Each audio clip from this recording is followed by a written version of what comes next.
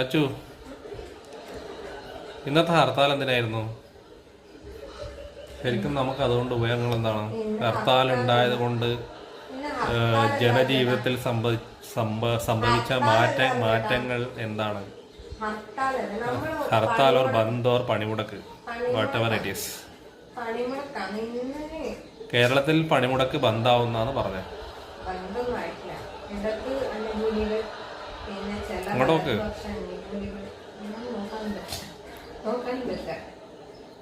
പറയ്.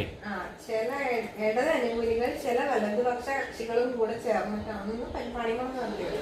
പണിമുടക്ക് എന്ന് പറഞ്ഞാല് 12 മണിക്കൂർ ജോലി, 12 മുതൽ 16 മണിക്കൂർ വരെ ജോലി ചെയ്യുക എന്ന് പറഞ്ഞാൽ നമ്മളെക്കൊണ്ട് നടക്കാത്ത കാര്യം. അപ്പൊ അത് ദിവസവും 12 മണിക്കൂർ ജോലി ചെയ്യണമെന്ന് സർക്കാർ പറയുന്നുണ്ട്. കേന്ദ്ര സർക്കാർ അങ്ങനെ ഒരു സർക്കുലർ പുറപ്പെടുവിക്കാൻ പോകുന്നത് കൊണ്ടാണ് 6 മാസം മുന്നേ തീരുമാനിച്ച് ഇന്നേ ഡേറ്റ് എന്ന് പറഞ്ഞ് തീരുമാനിച്ചിട്ട് ഒരു ഡേറ്റ് തീരുമാനിച്ചു. പക്ഷെ അന്നത്തെ ആ ഡേറ്റ് മാറ്റിയിട്ടാണ് ഇന്നത്തെ ഡേറ്റിലാക്കി ആക്കിയത്. 6 മാസം മുന്നേ പ്രഖ്യാപിച്ച പണിമുടക്കായത്. അല്ലാണ്ട് ഇന്നലെ ഒരു ദിവസം കൊണ്ട് നാളെ നമ്മൾ പണിമുടക്ക് നടത്തുമെന്ന് പറഞ്ഞ പണിമുടക്ക് നടത്തിയല്ല. ഇന്ത്യ മൊത്തം പണിമുടക്കിയാ?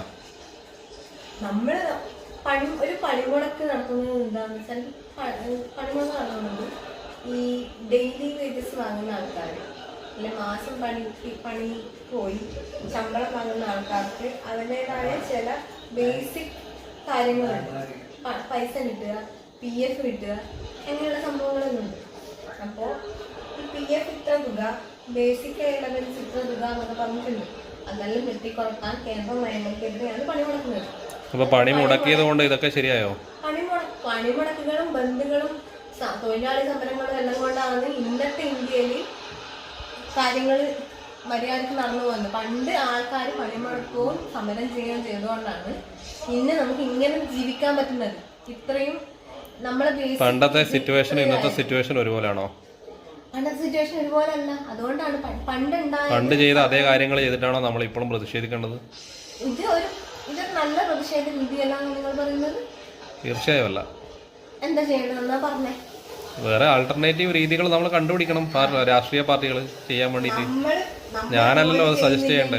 നമ്മൾ ജോലി ചെയ്യുന്നില്ലെങ്കിൽ എത്രയാണ് ഇവർക്ക് നഷ്ടം എന്ന് അറിയാം. അപ്പൊ നമ്മളെ വഴിക്ക് അവർ വരും. മനസ്സിലായോ? നമ്മള് ഒരു ഇൻസ്റ്റിറ്റ്യൂട്ടിൽ ഇത്ര ആൾക്കാർ ജോലി ചെയ്യുന്നു. അപ്പോ ജോലി ചെയ്യാൻ താല്പര്യമുള്ളവർക്ക് ജോലി ചെയ്യാലോ. അപ്പൊ ജോലി ചെയ്യാൻ ഓഫീസിൽ പോയ ജോലി